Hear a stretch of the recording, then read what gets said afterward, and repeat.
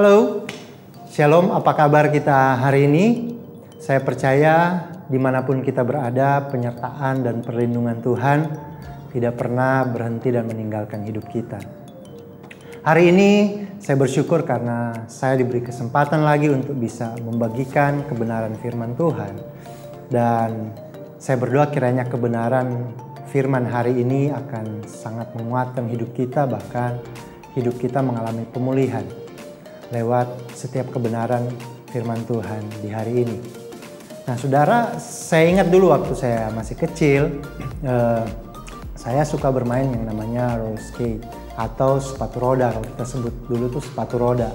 Nah di usia 4-5 tahun tuh saya udah cukup mahir lah dalam memainkan roller skate ini atau sepatu roda ini. Nah yang sebelumnya saya memang kebanyakan mainnya di dalam rumah.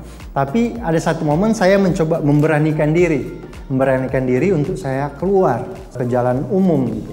Namun ketika saya memainkan roller skate ini di jalan umum, tiba-tiba saya nggak sadar ternyata di depan ada jalan yang agak menurun itu, dan saya nggak tahu gimana saya tiba-tiba kehilangan kendali. Saya kehilangan kendali dan nggak bisa mengendalikan sepatu roda saya ini, dan kemudian akhirnya saya terjatuh. Nah, ini satu contoh yang sederhana bahwa kadang dalam kehidupan kita tuh kita suka kehilangan kendali. Karena seringkali kita begitu percaya dengan apa yang kita yakini, bahwa segala sesuatu yang kita pilih itu akan menjadikan jalan terbaik hidup kita. Sehingga tanpa disadari kita lupa dan kita menempatkan setiap keputusan kita di atas kebenaran firman Tuhan. Dan kita gagal percaya bahwa segala sesuatu bisa terjadi, and everything is under God's control. Segala sesuatu itu terjadi karena ada kendali dari Tuhan.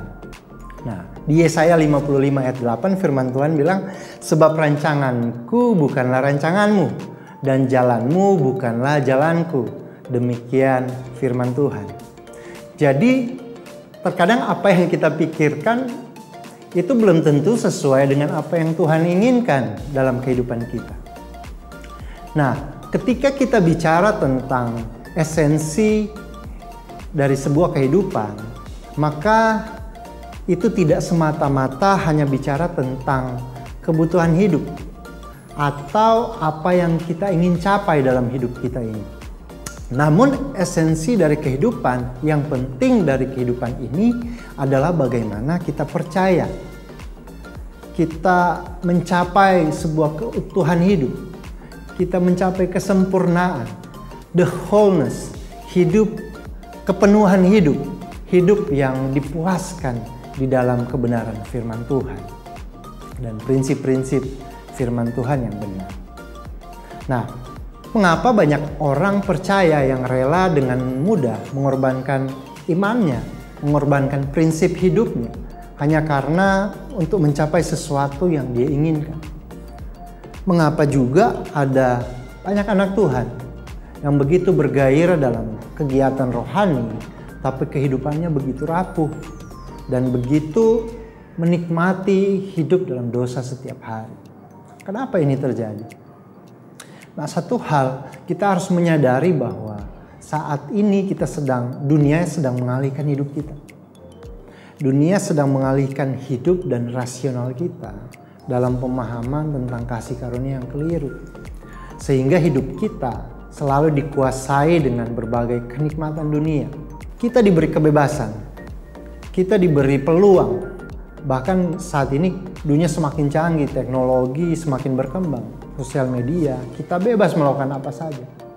Dengan apa yang kita pikirkan, dengan apa yang menurut kita layak untuk kita pikirkan dan kita sampaikan. Nah, satu hal yang membawa kita dalam kendali Tuhan adalah lewat kehadirannya secara personal, kehadirannya secara eksklusif dalam kehidupan kita.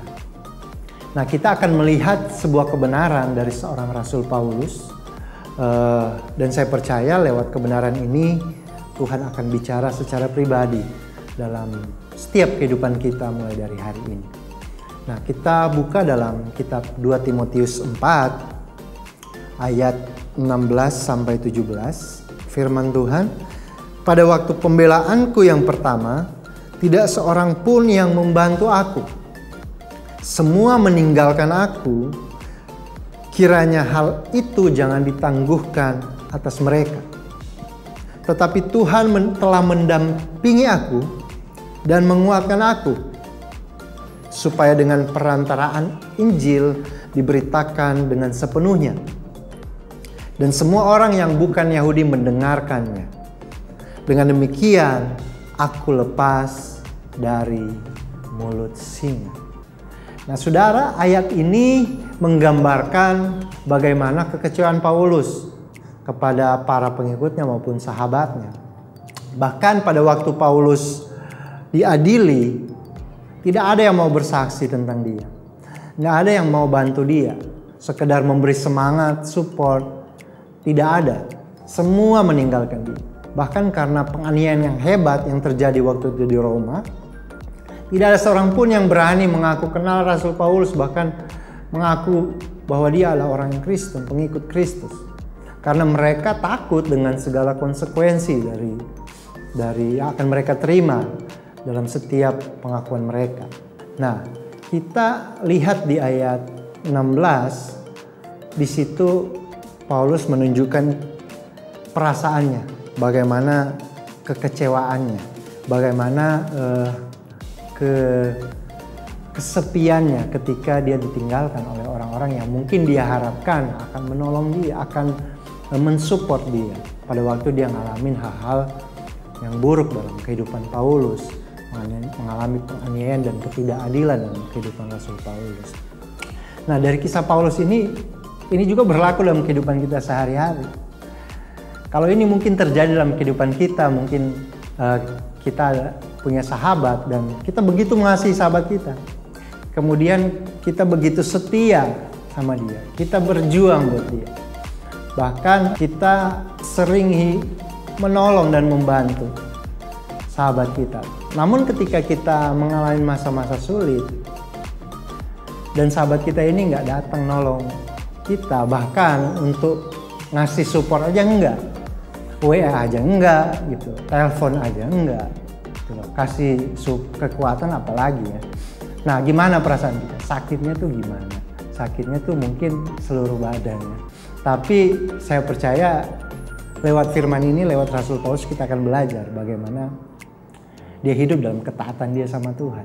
Dan waktu Paulus ngalamin kesendirian, dia nggak marah sama teman-temannya, dia nggak menuntut Tuhan untuk menghukum mereka. Malah Paulus bilang segala sesuatu, hukum semua penghukuman yang harusnya berlaku untuk mereka ditangguhkan. Karena apa? Karena Paulus begitu mengasihi umatnya. Nah, dalam kekecewaan Paulus ini dia sadar bahwa tidak ada satu pribadi yang menolong kehidupannya selain Tuhan. Kenapa Paulus begitu dikuatkan? Nah, saudara, kalau saudara baca sebelum di kitab-kitab sebelumnya, di Kisah Rasul 18, Kisah Rasul 22, 23 dan 27, kita bisa baca mungkin di rumah. Di situ Paulus mengalami perjumpaan pribadi dengan Tuhan. Dia mengalami penguatan, dia dikuatkan oleh Tuhan sebelum dia lanjut untuk melayani di Roma. Nah, sehingga ketika perjumpaan pribadi itu terjadi, maka itu yang membuat Paulus dikuatkan. Itu yang membuat Paulus imannya semakin dibangkitkan dan semakin memiliki pengharapan bahwa Tuhan pasti menjamin kehidupannya, bahkan menolong dalam setiap kehidupan pelayanannya. Sehingga lewat iman yang dimurnikan ini, Paulus tetap percaya bahwa dalam kondisi apapun, dia percaya bahwa Tuhan tidak akan pernah meninggalkan dia sendiri. Nah, saya percaya begitu juga dengan kehidupan kita. Ketika hidup kita mengalami perjumpaan pribadi dengan Tuhan, maka saya begitu percaya bahwa hidup kita pun akan semakin dikuatkan. Iman kita akan semakin dimurnikan. Roh kita akan semakin dibangkitkan lagi. Bahkan hidup kita akan semakin mengasihi Yesus. Nah, karena keinginan hidup benar saja tidak cukup. Sampai kebenaran itu yang memerdekakan hidup kita. Sampai kebenaran itu yang mengubah mindset kita, mengubah perilaku hidup kita menjadi hidup yang berkenan di hadapan Tuhan. Nah, saya sadari dan kita semua pasti menyadari bahwa hidup dalam Tuhan tidak mudah. Akan banyak tantangan, akan banyak rintangan. Bahkan kita akan diperhadapkan dengan pilihan-pilihan yang sulit yang akan menghasilkan konsekuensi dalam kehidupan kita. Nah, mungkin kita akan mengorbankan jabatan kita. Mungkin kita akan mengorbankan karir kita. Mungkin kita akan mengorbankan kesempatan kita, kenyamanan hidup kita, aset kita, bahkan reputasi kita. Ketika kita hidup dalam kebenaran. Tapi percayalah bahwa ketika kita benar-benar mau hidup taat di dalam Tuhan, maka Tuhan tidak pernah akan meninggalkan kita. Ketika kita hidup lewat perjumpaan pribadi dengan Tuhan, di dalam doa, kita hidup dalam penyembahan, kita hidup dalam firman, kita hidup dalam kebenaran Allah, maka di situ Tuhan akan bicara banyak hal. Karena perlindungan Tuhan tidak akan pernah berhenti dalam kehidupan kita. Dalam kitab Mazmur 37 ayat 5, firman Tuhan bilang, serahkanlah hidupmu kepada Tuhan dan percayalah kepadanya dan Ia akan bertindak. Marilah mulai hari ini izinkan Tuhan mengendalikan seluruh hidupmu. Baik dari perkataan, dari tindakan, perbuatan kita setiap hari, sehingga hidup kita berkenan dan memuliakan Tuhan. Saya tutup di kitab Yeremia 29 ayat 11. Firman Tuhan bilang, sebab aku ini mengetahui rancangan-rancangan apa yang ada padaku mengenai kamu. Demikianlah firman Tuhan, yaitu rancangan damai sejahtera dan bukan rancangan kecelakaan, untuk memberikan kepadamu hari depan yang penuh harapan. Saya percaya firman Tuhan ini akan menguatkan kita, bahkan memampukan kita, agar supaya setiap hari hidup kita bisa dikendalikan oleh Tuhan di dalam nilai dan prinsip-prinsip yang benar. Tuhan Yesus memberkati, dan izinkan saya untuk berdoa buat Anda yang saat ini mungkin menonton tayangan ini. Tuhan, kami berdoa dan kami bersyukur untuk momen ini Tuhan. Hamba percaya tidak ada firman yang terbuang dengan sia-sia. Hamba percaya Tuhan akan menjamah setiap pribadi yang menyaksikan tayangan ini Tuhan. Biarlah hidup mereka Tuhan semakin hari semakin dikendalikan oleh Tuhan. Dan kami percaya Tuhan, ketika hidup kami dikendalikan oleh Tuhan, maka banyak hal yang bisa kami lakukan. Bahkan kami diberikan kekuatan, kemampuan, bahkan iman kami semakin dibangkitkan untuk kami percaya bahwa di dalam Tuhan tidak ada yang mustahil. Bahwa di dalam Tuhan kami akan diberikan perlindungan yang luar biasa dari Tuhan. Terima kasih Tuhan untuk hari ini, terima kasih untuk firman-Mu. Hamba berdoa hanya di dalam nama Tuhan Yesus. Haleluya. Amin.